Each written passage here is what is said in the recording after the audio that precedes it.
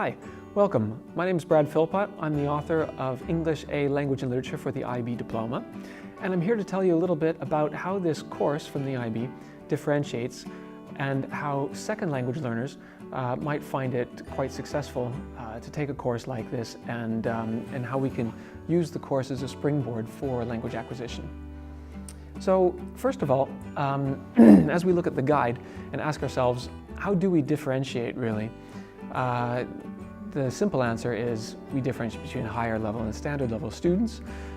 We offer more teaching and learning opportunity with more time at higher level than we do at standard level. But when we look at assessment components, we'll see some differentiation, some opportunities to differentiate as teachers as well. So the short answer is, of course, higher level students do more, and they go more in depth than, say, standard level students.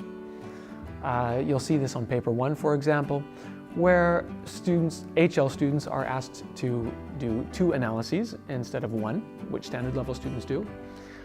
You'll see this with the HL essay, of course, which only higher level students do. And although you won't see any differentiation when it comes to the descriptors of the assessment criteria, different grade boundaries, of course, will be applied to higher level students and standard level students.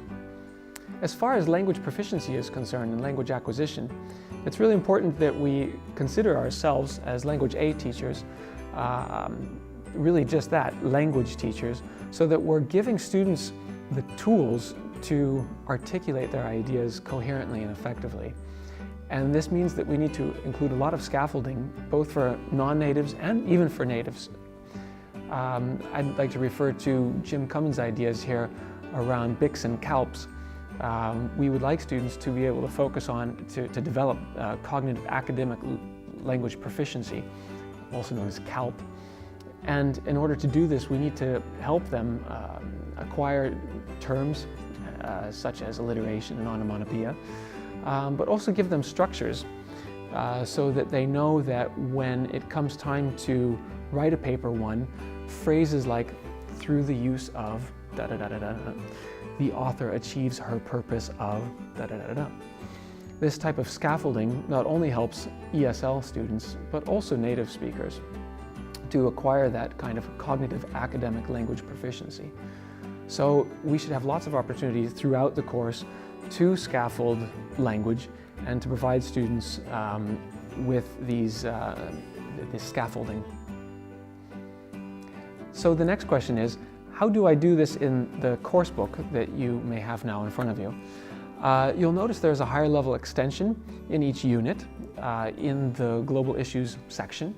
And you'll notice that different tasks are there for the HL essay, for example, for HL students.